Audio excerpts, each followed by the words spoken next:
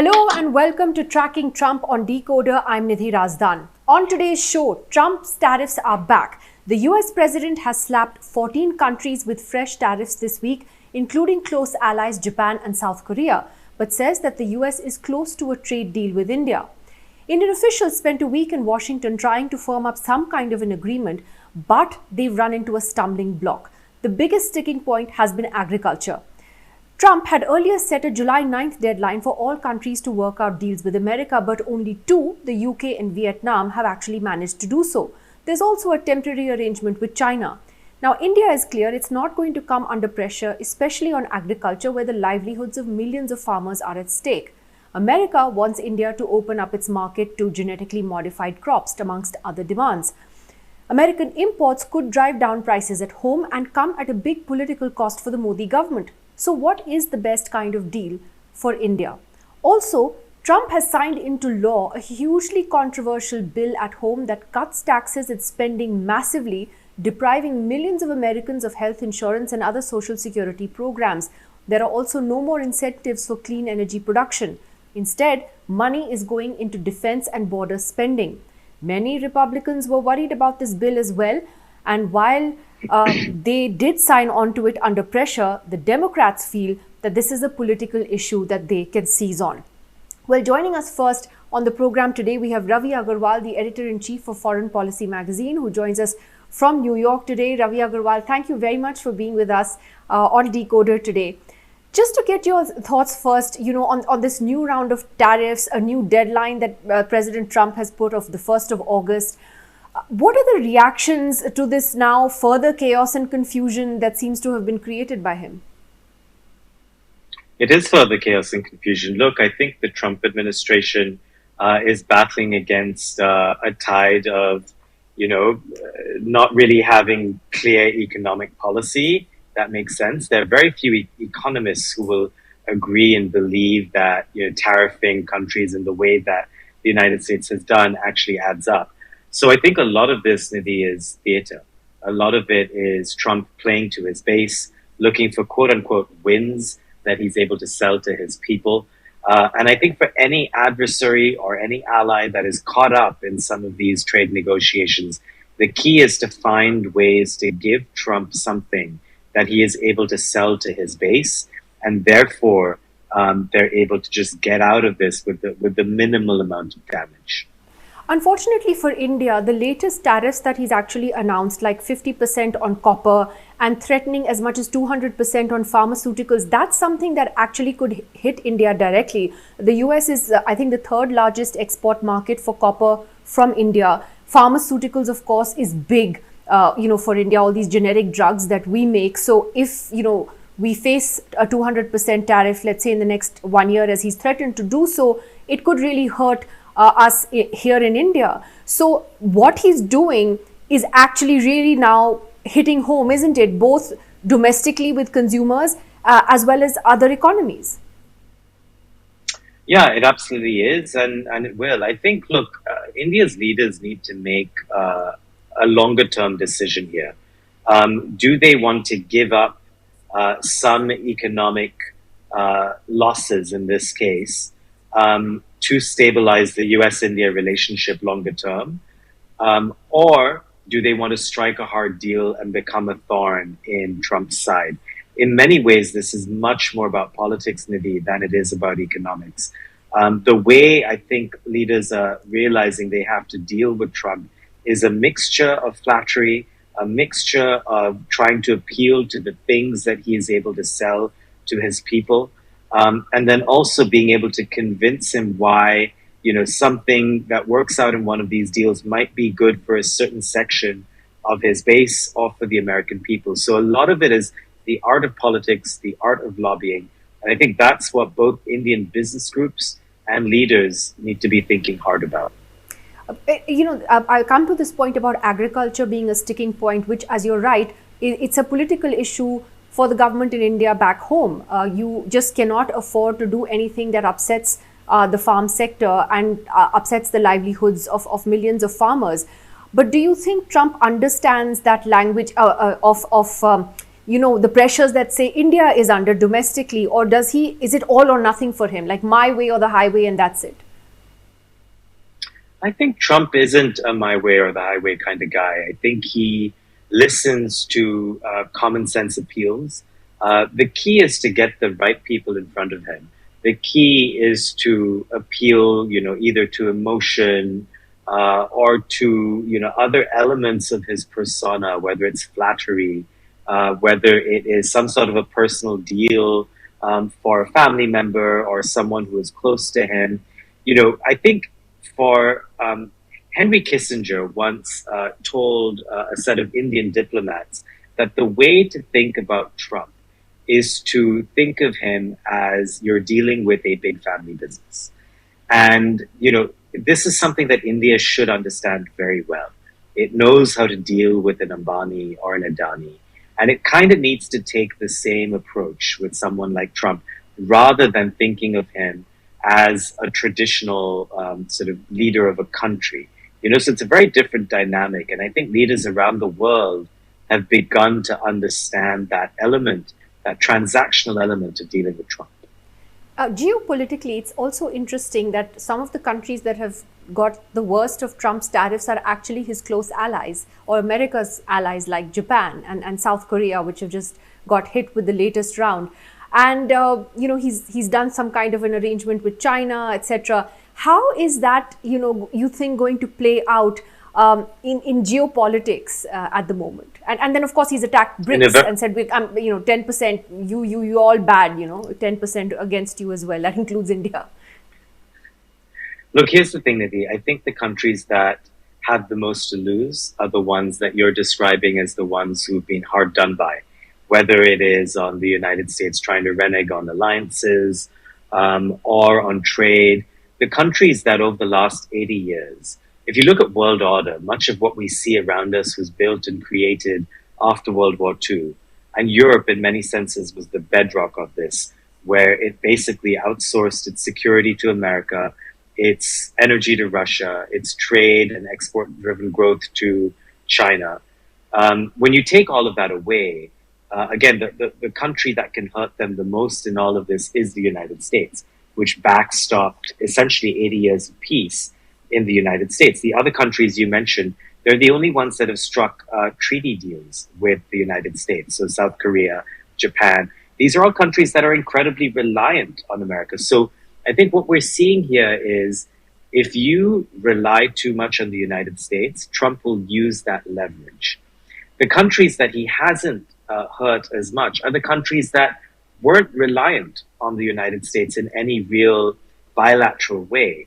What they were reliant on, if you're a smaller country like Sri Lanka or Cambodia, you were reliant on a global system of rules and norms that was backstopped by the United States.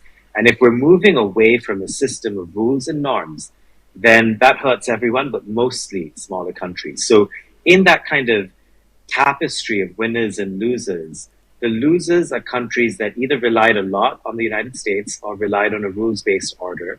And the winners are the countries that were free agents or that have lots of money. Think of the Gulf states. I think that's an interesting way to put it into perspective. Quick last question on the big, beautiful bill that's now been passed into law. How do you think it's going to play out politically in the US? The bill, just to summarize for our viewers, essentially allows for huge tax cuts that Trump started back in 2017, but massive tax cuts, but it also includes cutting spending on health insurance, food stamps, other social security schemes, clean energy initiatives, and that money is now going into border security, etc. The Democrats sees an opportunity in this, but the midterms are still more than a year away. When will Americans actually begin to feel the impact of this bill or this law to politically make a difference, you think? So the politics is different from how people feel. I think the Democrats, frankly, broadly, are lost. They don't have a clear policy. They don't have a clear sense of how to oppose Trump. They don't have a clear sense of, how to meet what the people want right now. And the American people, I think, broadly seem to be agreeing on a few things. One, the system is broken. Hence the appeal of Trump. Hence also the appeal of someone on the left, like Zoran Mamdani in New York, Democratic Socialist candidate for mayor. The other thing that Americans broadly seem to agree on is that inequality is really a scourge of society. And so, what this bill is going to do, among many things it will do, as you pointed out, it cuts taxes for the rich, and the poor hurt most of all, especially the ones who need Medicaid, which is the sort of the free form of healthcare in the United States. Healthcare, as you know, is very expensive. Nidhi, what that means longer term is the people who hurt from these policies will rise up in some form, will voice their dissatisfaction. Who they aim that dissatisfaction at is TBD. And the reason why I say that is, the United States is incredibly polarized. The media ecosystem is full of untruths. You listen to the right or the left and you believe a certain set of facts. So it's hard for me to say what the political ramifications will be. What is easier for me to say is that all of this will lead to a greater mood that the system is broken, that the elites and the people in power are not serving us well. And all of that leads to a revolutionary insurrectionist mood, which I have just seen in my city of New York. So, I see bigger, longer term threats to society more broadly. Interesting to see how this will all play out. Ravi Agrawal, thank you very much for being with us on deKoder and on Tracking Trump. Thank you. Well, joining us now on Tracking Trump is Narayan Lakshman, the opinion editor with the Hindu newspaper. He's with us from Chennai, someone who has reported extensively from the United States for many years. Narayan Lakshman, thank you very much for being with us. We were just speaking to Ravi Agrawal of Foreign Policy, about firstly the India-US trade deal and the prospects of having one. Now, in your view, what are the potential minefields that India, will have to factor in trying to get a deal through? Well, Nidhi, thank you for having me. I think the obvious ones, as your other guest said as well, are agriculture and also in terms of other aspects of the economy, such as dairy, where, India's approach has been one of protecting its domestic providers, ever since the market liberalized in 1991, we've had that slowly approach.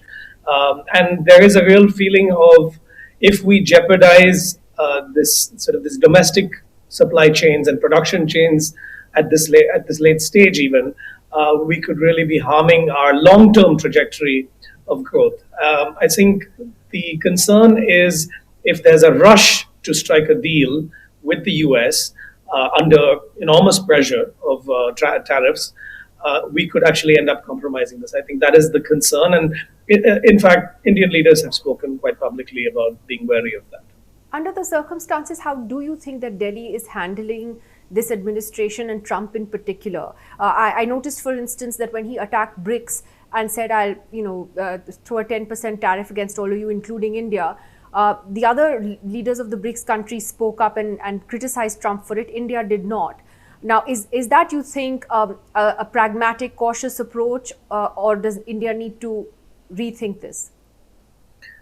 Look, I think one thing that everyone, India and other countries, are aware of is that we are now, freewheeling through the Trumpian world of weaponized tariffs. And that was, there were early indications even in his first term, but he has truly taken it to the next level in his second term.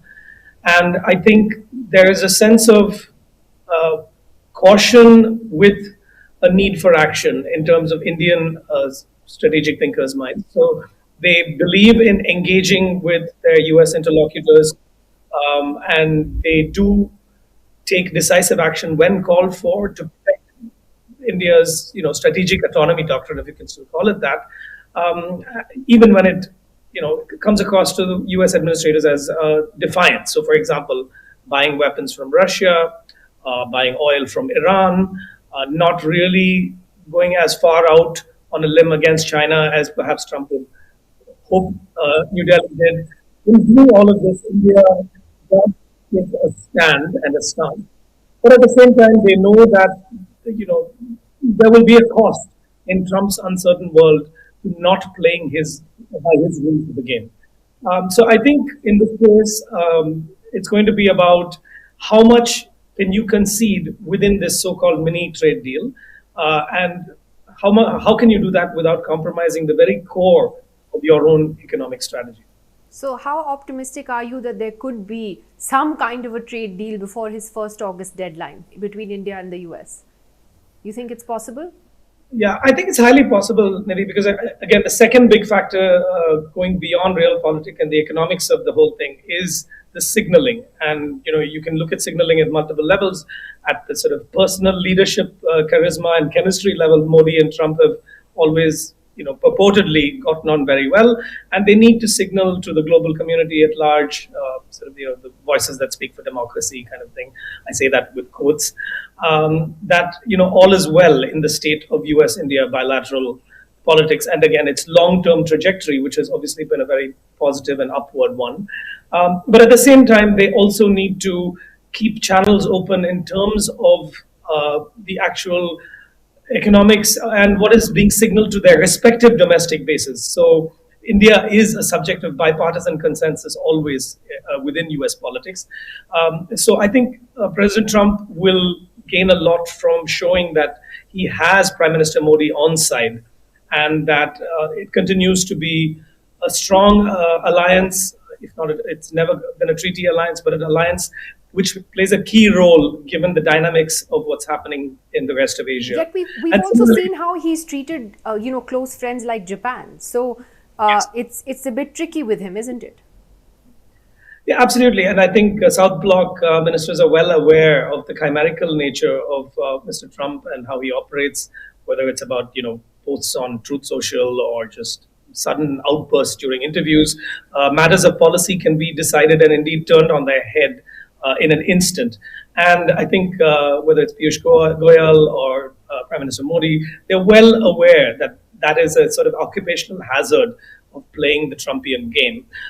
Therein, therefore, I believe that they will continue to hedge their bets, hedge their risks, and while they'll make some concessions, they will not compromise the core, which relates, as I said, to agriculture and dairy products.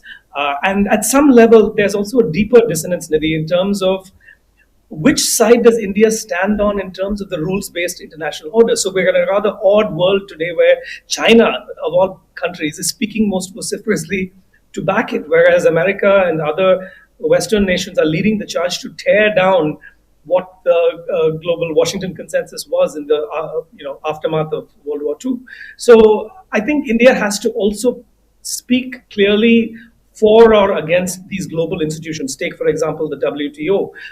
There are very strong indications that some of the rules of the WTO, including MFN status and substantive agreement and special and differential treatment, these clauses would actually militate against a mini trade deal or a sort of a partial deal, because the WTO actually has very clear rules about what an FTA should entail, and not actually be an instrument for... Right. So we can't sit on the fence any longer, is what you're saying. We have to pick a side, and that moment is coming as we hurtle through these negotiations.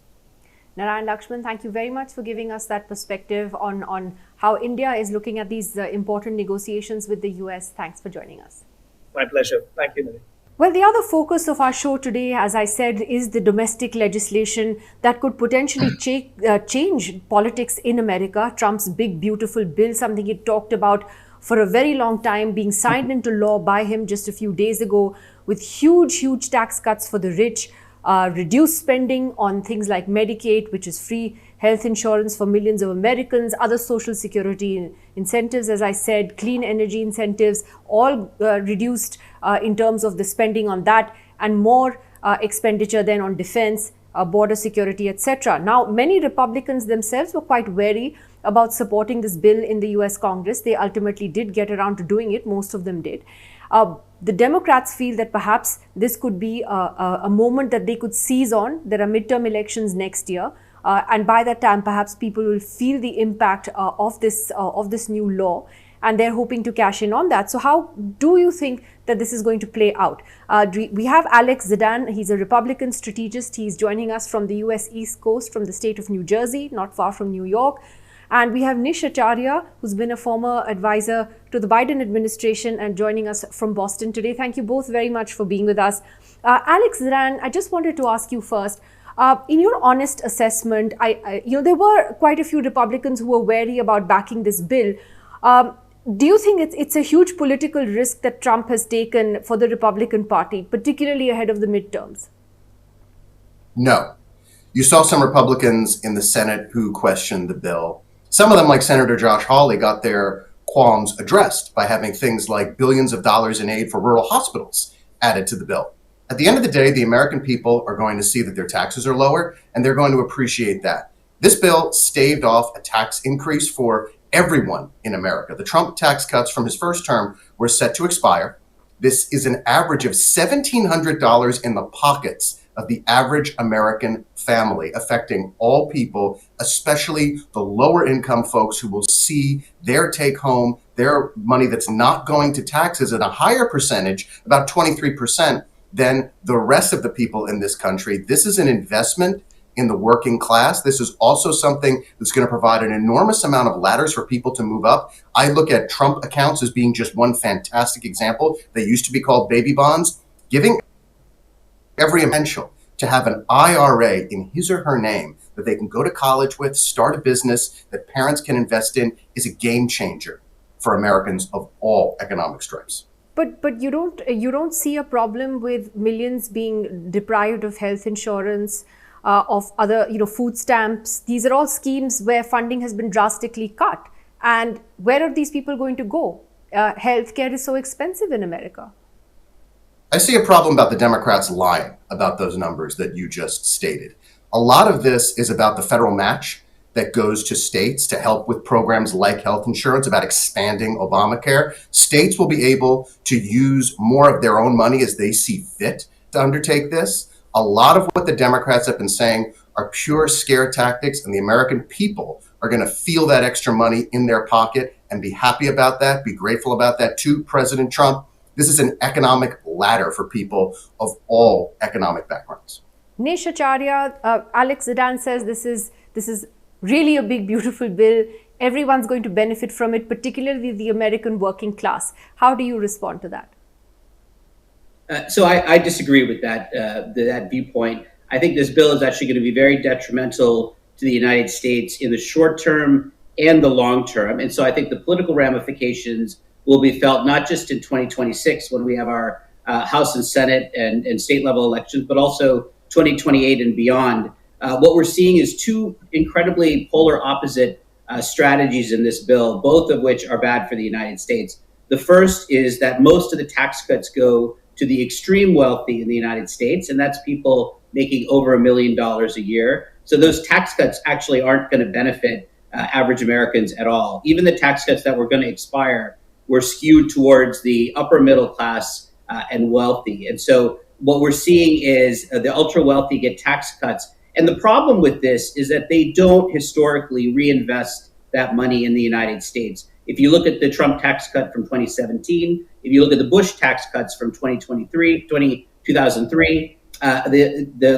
wealthy look for the best opportunities around the world. They don't necessarily invest in the United States. And so if the idea is to cut taxes and the investment will come to the United States, that's been proven to be false. On the other side, what we're seeing is a cut of $1 trillion, and those numbers are real, of Medicare, healthcare funding benefits. And this is not just for the poor. Most American seniors, a significant number of Americans working in the working class, get some sort of support from Medicaid and Medicare, whether it's through the states or the federal match.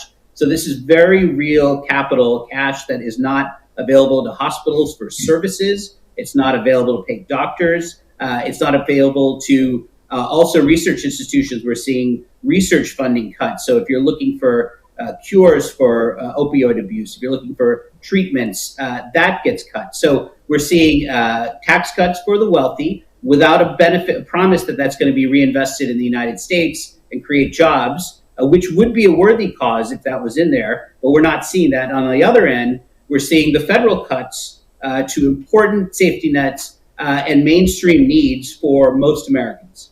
So my next question, Nish, Acharya, then is that, there's a sense that the Democratic Party really doesn't know what it's doing at the moment. It's not very clear on what its strategy should be to take on the Republicans, to take on Trump. You've had Zohran Mamdani winning the Democratic primary in New York City, and he could very well become mayor, but he represents a much more left or much more socialist thinking within the party. Now, that seems to have also divided the Democrats down the middle. What do you think should be the approach? And given this particular law, which could potentially see further inequalities between the rich and the poor, what is the path that you think the party needs to adopt? Well, I think to quote Mahatma Gandhi, to paraphrase Mahatma Gandhi, the Democrats should focus on the politics of the kitchen table, which is essentially going to be these issues of healthcare, education, quality education. Are there career pathways for their children moving forward? I think on all these fronts, the Democrats have a very bright future. Look, there was a loss in the election of the White House, of the House, the Senate. Clearly, there were positions taken that the American people disagreed with. And so that's a fact. The Democrats should reassess some of how they've presented and some of the positions they've taken. At the same time, Joe Biden left President Trump a very strong economy. The president has created turmoil in that economy through his tariff policies and now with this bill, with the shuttering of AID, reductions at NIH. So the chaos has come in the last few months. And so I think the Democrats need to focus on that chaos, why it's bad, focus on these healthcare cuts, focus on the tax cuts for the rich, not necessarily on demonizing the rich, but on pointing out that they're not reinvesting that money in the United States. And I think if we can position that message, I think a lot of Democrats will win in 2026. I think we can take back the House, maybe the Senate, but I think it'll also reposition where America should be going in the future, rather than pushing both of these extremes as this bill does. So, Alex Zdan, my last question to you then is, on the New York primary results, in a sense, as a Republican, did it concern you that obviously the issue of inequality, economic and social inequality, is a big issue, and you saw young people in particular, even wealthy Americans in New York, coming out and voting for Zohran Mamdani, who's a complete socialist, right? He wants free bus rides, universal childcare, he wants to freeze rents, etc. But the fact that he has polled so well, is that not a red flag for you as a strategist for what could potentially happen once the impact of this bill, may be felt amongst the poorest? It concerns me that Mamdani could be the next mayor of New York because I love New York City. I live nearby New York City. I don't want to see it captured by a socialist. I don't want anybody to ruin New York City. If you are suggesting that because of Mamdani, or because of this big, beautiful bill, people will go out and elect people like Zohran Mamdani, nothing could be further from the truth.